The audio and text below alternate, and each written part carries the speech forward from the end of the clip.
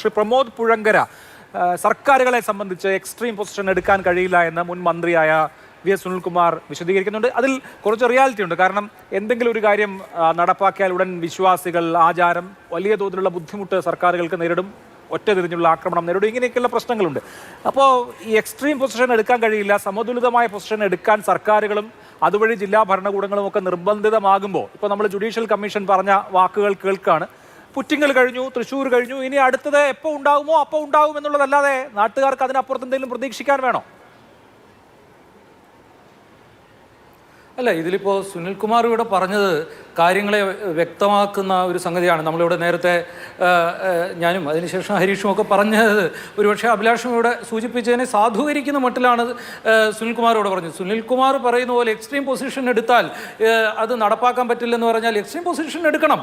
എല്ലാ വർഷവും 12-20 ആളുകളെ കൊന്നിട്ട് അല്ലെങ്കിൽ 19 ആളെ കൊന്നിട്ട് നിങ്ങൾക്ക് സംരക്ഷിക്കേണ്ട ആചാരവും ആഘോഷവും വിശ്വാസവും ഉണ്ടെങ്കിൽ അതൊന്നും നടപ്പാക്കാതിരിക്കാനും ആധുനികമായ ഒരു മതേതര ജനാധിപത്യ സമൂഹമായി ജീവിക്കാനും വേണ്ടിയുള്ള ഒരു രാഷ്ട്രീയ സമൂഹത്തിൻ്റെ രാഷ്ട്രീയം പറയുകയും ഒരു അത്തരത്തിലൊരു സമൂഹമായി ജീവിക്കുന്നതിന് വേണ്ടിയിട്ടാണ് നമ്മൾ കേൾക്കുന്നത്. അതിനെ ഇങ്ങനെ ഇപ്പോൾ ഇവിടെ സുനിൽകുമാർ സംസാരിച്ചത് എന്നെ അത്ഭുതപ്പെടുത്തുന്നൊന്നുമില്ല. എത്രയോ കാലമായിട്ട് ഇപ്പോൾ നമ്മളിത് കേട്ടുകൊണ്ടിരിക്കുകയാണ്. എങ്കിൽ പോലും അത് പറയാതെ വയ്യ. ഇവിടെ ഏതെങ്കിലും ഒരു ആചാര സംരക്ഷണ കമ്മിറ്റിയുടെ പ്രസിഡന്റ് ഈ ചർച്ചയിൽ പങ്കെടുക്കുന്നതിൻ്റെ കുറവുണ്ടെങ്കിൽ അതാണ് ഇപ്പോൾ സുനിൽകുമാർ ഇവിടെ നികത്തിയത്.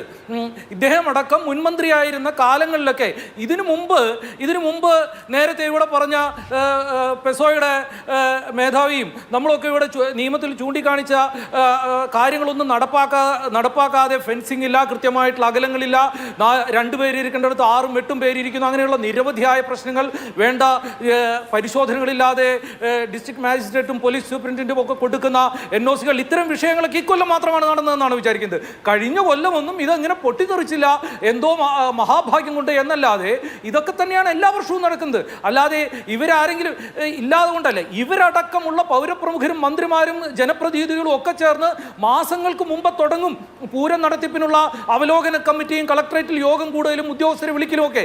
എന്നിട്ടാണ് ഈ മുണ്ടത്തിക്കോട് ആംബുലൻസിന് പോകാനും ഫയർ എഞ്ചിൻ ഇല്ലാത്തതുമായി ഇത്രയും വലിയ അപകടങ്ങൾ നടക്കുന്നത്. പിന്നെ ഇദ്ദേഹം പറഞ്ഞല്ലോ എക്സ്ട്രീം പൊസിഷൻ എടുക്കേണ്ട കാര്യമില്ലെന്ന്. ഞാൻ നേരിട്ട് തന്നെ കുറ്റപ്പെടുത്തുന്നത് ഇത്തരം രാഷ്ട്രീയ നേതൃത്വത്തെ കൂടിയാണ്. ഇതിന് ഉത്തരവാദികളായ കളക്ടറെയും പോലീസ് സൂപ്രണ്ടിനെയും ഒക്കെ മാറ്റി നിർത്തിക്കൊണ്ട് വേണം അന്വേഷണം നടത്താനും അവരെ കൂടി പ്രതി ചേർക്കുകയും ദേവസ്വം ഭാരവാഹികളെ അടക്കം പ്രതി ചേർത്ത് കേസ് ഫയൽ ചെയ്യുകയും അന്വേഷണം നടത്തുകയും വേണമെന്നുള്ള അഭിപ്രായക്കാരനാണ് ഞാൻ. ഇതൊരു പാഠമാവുകയും ഒരു ക്ലാസിക് ടെക്സ്റ്റ് ആവുകയും വേണം ഭാവിയിൽ നടപടികൾക്ക്. ഒപ്പം തന്നെ സുനിൽകുമാരോട് വേറൊരു കാര്യം കൂടി പറഞ്ഞല്ലോ, ആചാരങ്ങൾ മാറ്റാൻ പറ്റില്ലെന്നൊക്കെ. ഒരു കാര്യം കൂടി പറയട്ടെ, എന്തൊക്കെയാണ് ഇവർ ഒത്തുചേർന്ന് നടപ്പാക്കുന്നതെന്ന് അറിയാമോ? അതായത് ഈ വെടിക്കെട്ടിൽ മരിക്കാൻ സാധാരണ തൊഴിലാളികളും പൂരം നടത്താൻ മേനോന്മാരും എന്ന ഈ പിന്തിരിപ്പൻ പരിപാടിക്ക് കുടപിടിക്കുകയും അതിന്റെ കൊടികേറ്റത്തിനൊപ്പം നിൽക്കുകയും ചെയ്യുന്ന ആളുകളാണ് ഇവർ പറഞ്ഞല്ലോ. ആനകൾ തമ്മിൽ 3 മീറ്റർ അകലം വേണമെന്ന് പറഞ്ഞപ്പോൾ അതെന്തോ ആചാരം ഇടിഞ്ഞു വീഴുമെന്നും പറഞ്ഞ ഈ നേതൃത്വമാണ് സുനിൽകുമാർ അടക്കമുള്ളവരുടെ തൃശ്ശൂർ ജില്ലയിലെ ഇടതുപക്ഷത്തിന്റെയും വലതുപക്ഷത്തിന്റെയും രാഷ്ട്രീയ നേതൃത്വം. ഇവർ ഒരുമിച്ചാണ് തേക്കുംകാട്ടിൽ ഈ ആനകളെ 3 മീറ്റർ പകൽ എഴുന്നള്ളിപ്പിക്കാൻ പാടില്ലെന്ന് പറഞ്ഞപ്പോൾ, ഇതുപോലെ വെടിക്കെട്ടിലെ ഇത്തരത്തിലുള്ള അപകടങ്ങൾ ഒഴിവാക്കാൻ വേണ്ടിയിട്ടുള്ള നിയമനിർമ്മാണങ്ങൾ പാലിക്കണമെന്ന് പറഞ്ഞപ്പോൾ അത് ആചാരം ഇടിഞ്ഞു വീഴുമെന്ന് പറഞ്ഞ് സർവകക്ഷി സമ്മേളനം നടത്തിയവരാ തേക്കുംകാട്ടിലിരുന്നവര്. ഇവർ ആചാരത്തെ സംരക്ഷിക്കാനും അനുഷ്ഠാനങ്ങളെ സംരക്ഷിക്കാനും മാത്രമല്ല നടത്തുന്നത്, ഇവരുടെ താല്പര്യങ്ങളെ, പിന്തിരിപ്പൻ താല്പര്യങ്ങൾക്ക് വേണ്ടി. ഇതാണ് ഗ്രൗണ്ട് റിയാലിറ്റി എന്ന്. ഗ്രൗണ്ടിൽ നമ്മളൊക്കെയാണുള്ളത്. ഈ വെടിക്കെട്ടിൽ മരിക്കുന്ന മനുഷ്യർ, ഈ നിയമം നടപ്പാക്കണമെന്ന് ആവശ്യപ്പെടുന്ന മനുഷ്യർ, അല്ലാതെ ഇവരുടെ കുടമാറ്റം കാണാൻ വേണ്ടി പോകുന്ന മനുഷ്യർ മാത്രമല്ല ഗ്രൗണ്ടിലുള്ളത്.